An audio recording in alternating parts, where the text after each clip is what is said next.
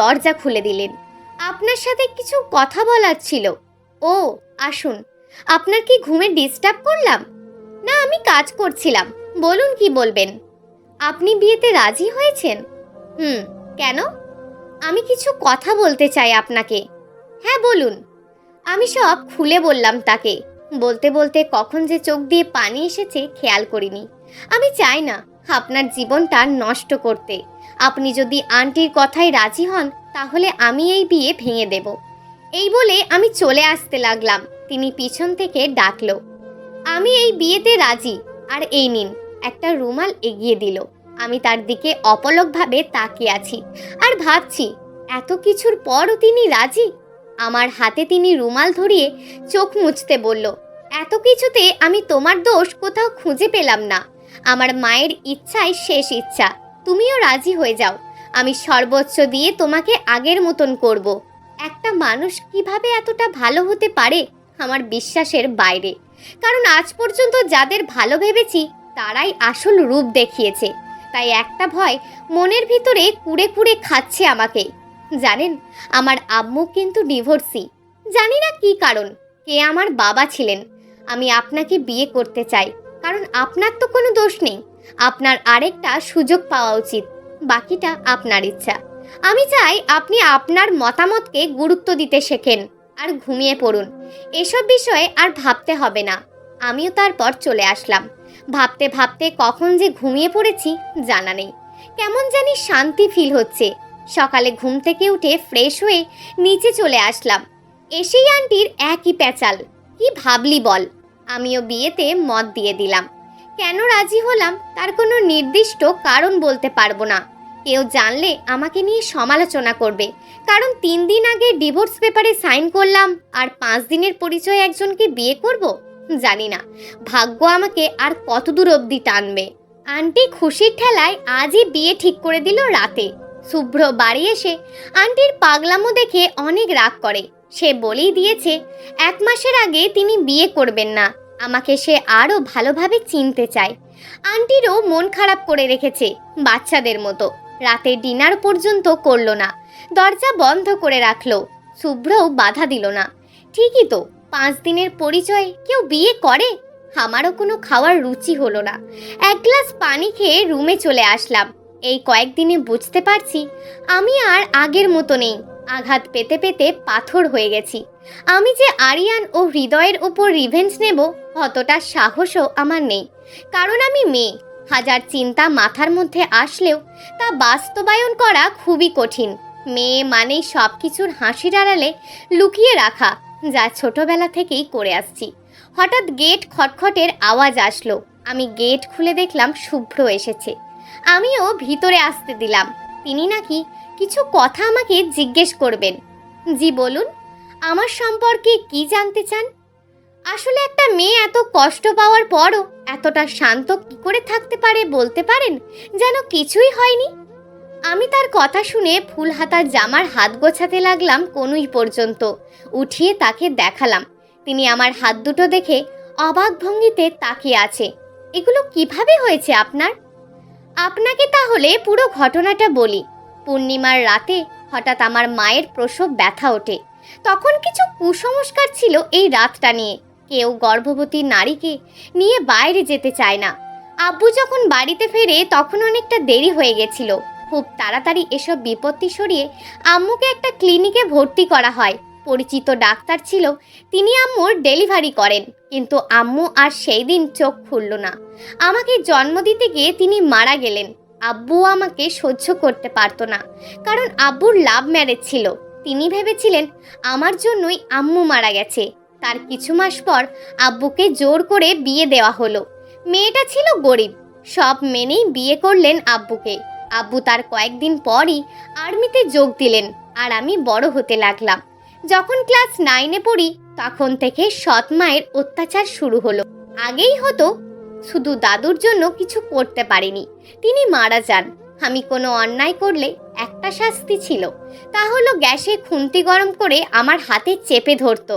আমি চিৎকার করলেও ছাড়তো না তিনি। একটা দীর্ঘশ্বাস নেওয়ার পর আবার শুরু করলাম। জানেন, হাতের জ্বালার কারণে অনেকবার জ্বর আসতো। আব্বু আমার সাথে কথাও বলতো না ছুটিতে আসলে। আমি ভিতরে ভিতরে পুরো শেষ হয়ে গেছি। আর তারপর আসলো হৃদয়ের বেইমানি।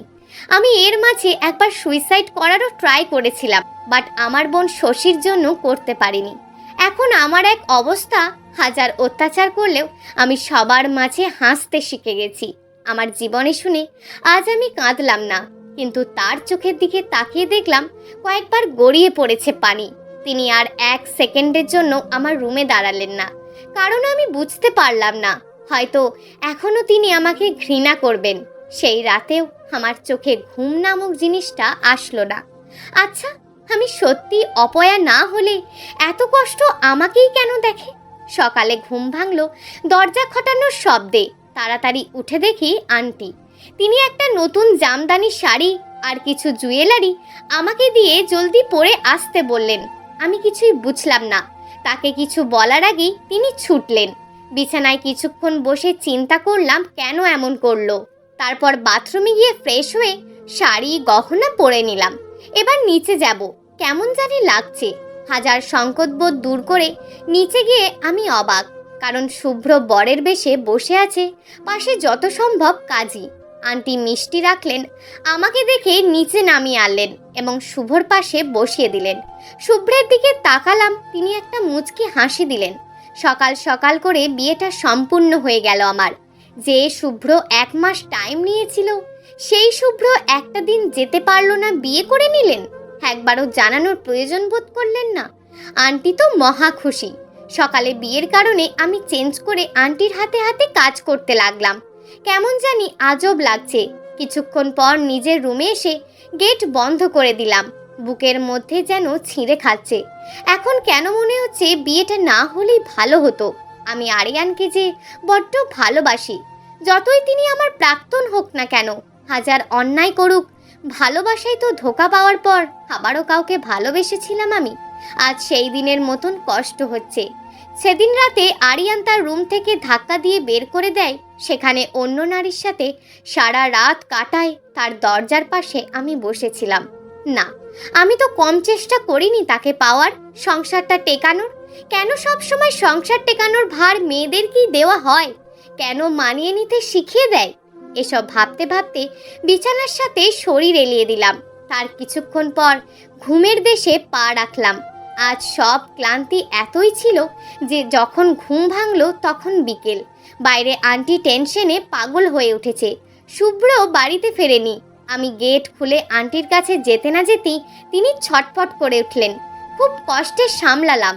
রাত হয়ে গেল, এখনো তার আসার নাম নেই। আন্টি তার রুমের পরিপাটি করে দেখছেন বাসর রাতের জন্য, যেটা শুনতেই আমার ঘৃণা হতে লাগলো। কেন জানি না। তিনি 12টায় ফিরলেন। আন্টি চিৎকার শুরু করলো তার ওপর। তারপর রুমে আসলো, আমি বসেছিলাম। তিনি একটা বালিশ আর একটা কাঁথা সোফায় রাখলো আর বলল, হয়তো এখন আমরা স্বামী স্ত্রী, কিন্তু আমি জানি তোমার মনের অবস্থাটা কেমন চলছে। আমি তোমার ওপর অধিকার সেদিনই দেখাবো যেদিন তোমার মনে আমি জায়গা করে নিতে পারবো। এই বলে তিনি সোফাতে শুয়ে পড়লেন। তার এসব কথায় আমিও স্বস্তি পেলাম। একটু হালকা লাগছে। হঠাৎ মাথায় এলো, আচ্ছা, হৃদয়ের বিষয়ে আন্টি এত কিছু জানলো কিভাবে? আর কিভাবে বুঝলো হৃদয় মহিলাটাকে 4 লক্ষ টাকা দিয়েছে যাতে আরিয়ানের সাথে আমার বিয়ে দিয়ে দেয়? না, কিছুতেই আমার হিসাবটা মিলছে না। কাল সব জানতে হবে আন্টির থেকে। আন্টির গেট কখন থেকে ধাক্কাচ্ছি, কিন্তু কোনো সাড়া পাচ্ছি না। আমি শুভ্রকে এসে সব বললাম। তিনিও কয়েকবার ধাক্কালেন। এবারেও কোনো সাড়া শব্দ পাওয়া গেল না। শুভ্র এবার অস্থির হতে লাগলেন। তিনি সিদ্ধান্ত নিলেন গেট ভাঙবেন। যেই বলা সেই কাজ। জোরে ধাক্কাতে ধাক্কাতে কিছুক্ষণ পর গেট খুলে গেল। গেট খুলে যা দেখলাম তা নিজের চোখে বিশ্বাস করতে পারছি না। চোখ দিয়ে পানি পড়তে লাগলো। কেন আমার সাথেই এমন হয়? শুভ্র চিৎকার দিয়ে ভিতরে ছুটে গেল। আন্টির শরীর একদম ঠান্ডা। শুভ্র কান্নায় ভেঙে পড়ল। আমার চোখ দিয়ে পানি পড়তে লাগলো অনবরত। কেন করলো সুইসাইড আন্টি? তার মানে এই কাজ করার জন্যই আমার আর শুভ্রর বিয়েটা এত তাড়াতাড়ি দিল? সেদিনের কথাই হুট করে মনে পড়ল। আমার হাতে বেশি সময় নেই, এই কথার দ্বারা এটা বোঝানোর চেষ্টা করলেন, আর আমি বুঝতেই পারলাম না। ইতিমধ্যে প্রতিবেশীরা খবর পেয়ে দেখতে এলো। সবার মুখে একই কথা, আন্টি তো অনেক ভালো মানুষ ছিল, এমন কাজ কেন করলো? ছেলেটা এতটাই কষ্ট পেয়েছে যে এখনো পর্যন্ত একটা কথাও মুখ থেকে বের করেনি। বিয়ের পরে যদি জানতে পারে তার মা সুইসাইড করেছে, তাহলে তার কতটা ধাক্কা লাগতে পারে। সবাই চলে যাওয়ার পর আমি আন্টির রুমে গিয়ে আন্টির একটা ছবি ধরে কাঁদতে লাগলাম। হঠাৎ টেবিলের ওপর একটা কাগজ দেখতে পারলাম। কাগজে লেখা ছিল, আমার দায়িত্ব শেষ। আয়েশা মা, তোর ওপর আমি শুভ্রের দায়িত্ব দিলাম। আমি কেন এই কাজ করলাম তা আর বলতে পারলাম না। অনেক আগেই কাজটা করতাম, কিন্তু শুভ্রর মুখ চেয়ে করতে পারিনি। আমি এখন নিশ্চিন্ত। খেয়াল রাখিস ছেলেটাকে, মাফ করিস। এই চিঠিটা পড়ে এখন মাথার মধ্যে কেমন জানি হতে লাগলো। আজ আন্টি মারা যাওয়ার 1 সপ্তাহ হতে লাগলো। ইতিমধ্যে শুভ্রর মধ্যে অনেক পরিবর্তন এসেছে। এমনিই কম কথা বলতেন, এখন আরও কম বলেন। আঘাতটা যে অনেক গভীরে গিয়ে লেগেছে। ছোটবেলা থেকে ছেলেটি পিতৃহারা, আর এখন মাও নেই। তিনি সিদ্ধান্ত নিয়েছেন আমাকে নিয়ে তিনি বিদেশে ফিরবেন, আর 2-1 দিনের মধ্যেই। আমার খুব একটা ইচ্ছে নেই। আসলে মাতৃভূমির প্রতি তো একটা টান থাকে। একটা একদম অপরিচিত জায়গায় কেমন করে থাকবো? তারপর তিনি নাকি ওখানে গিয়ে চাকরিতে জয়েন করবেন। আর তার থেকে বড় কথা, আন্টির একটা স্মৃতি এই বাড়িতে আছে। এটা ফেলে কি করে যাওয়া সম্ভব? কিন্তু কিছু করার নেই। তার ইচ্ছেটাই শেষ ইচ্ছা আমার কাছে। তাকে যে আগলে রাখতে হবে, আন্টির শেষ ইচ্ছে মতো। বিদেশ যাওয়ার সময় একটা অ্যালবাম আর একটা আন্টির ডায়েরি নিয়ে আসলাম। যখন এর আগে আন্টির সাথে পরিচয় ছিল, তখন আন্টি অ্যালবাম দেখাতেন, কিন্তু তার অ্যালবামটা একদমই ছুঁতে দিতেন না। হয়তো বিদেশকে তার ডায়েরির কিছু অংশ পড়ে সময় কাটাবো। বর্তমানে শুভ্র চাকরি করে খুব ক্লান্ত হয়ে যেত, তাই খাবার খেয়ে ঘুমিয়ে পড়তো।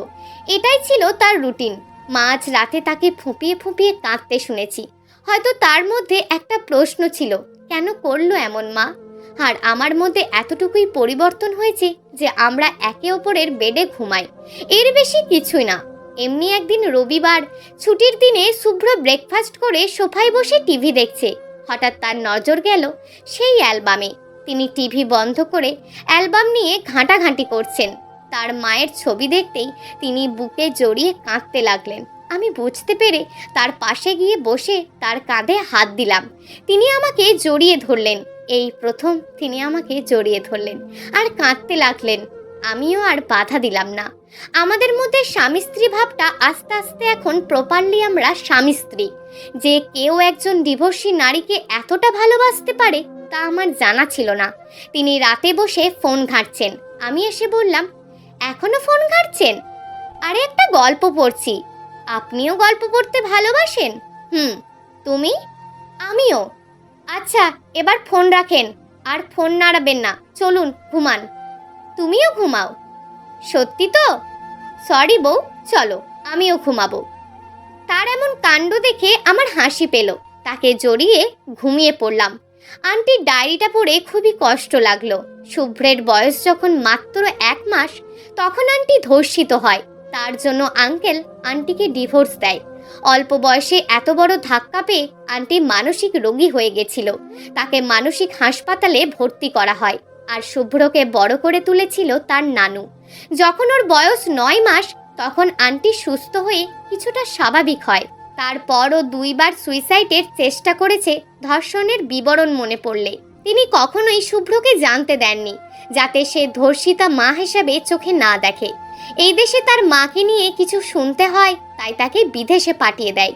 তার ইচ্ছে ছিল ভালো একটা মেয়ের হাতে শুভ্রকে দিয়ে তিনি বিদায় নেবেন, কিন্তু বিদায় নেওয়ার পথটা অন্যায়। 1 বছর পর আমি এখন সংসারী মেয়ে। প্রতি সানডেতে আমার বর আমাকে নিয়ে বাইরে ঘুরতে যায়। শুভ্র অনেকটা স্বাভাবিক হয়ে গেছে। এখন আমাদের মধ্যে সম্পর্কটা শুধুই ভালোবাসার। আর বাকি থাকলো আরিয়ান, হৃদয় আর সৎমায়ের। আমি তাদের শাস্তি ওপরওয়ালার ওপরে ছেড়ে দিয়েছিলাম। প্রথম হৃদয় ধর্ষণ আর ঘুষের জন্য পুলিশ ধরে নিয়ে গেছিল তাকে। তার ফাঁসি হয়েছে। তার করা অপরাধ আর যে 3টে মেয়েকে নষ্ট করেছে তারাও কেস করেছে, তাই আর তার দুনিয়া দেখা হলো না। দ্বিতীয় আরিয়ান অ্যাক্সিডেন্টে তার 2 পা হারিয়েছে। সারা জীবন হাঁটার ক্ষমতা হারিয়েছে। এখন সে বোঝা ছাড়া আর কিছুই নয়। আর তৃতীয়ত, বাবা সব কিছু জানার পর সৎ মাকে ডিভোর্স দিয়েছেন। আমার বাবা সব ভুল বুঝতে পেরেছে। এখন সেই মহিলা পথে পথে ঘুরে বেড়াচ্ছে। এটাই হচ্ছে নিয়তি। আমাকে কলঙ্কিনী বানাতে গিয়ে তাদের পুরো জীবন শেষ হয়ে গেল। প্রিয় দর্শক, এই গল্পটা আপনাদের কেমন লাগলো তা অবশ্যই একটি কমেন্ট করবেন। আর যদি গল্পটা আপনাদের ভালো লেগে থাকে তাহলে ভিডিওটিতে একটি লাইক করে দেবেন এবং এই ধরনের ভিন্ন স্বাদের গল্প শোনার জন্য চ্যানেলটিকে অবশ্যই সাবস্ক্রাইব করে আমাদের সঙ্গে যুক্ত থাকুন।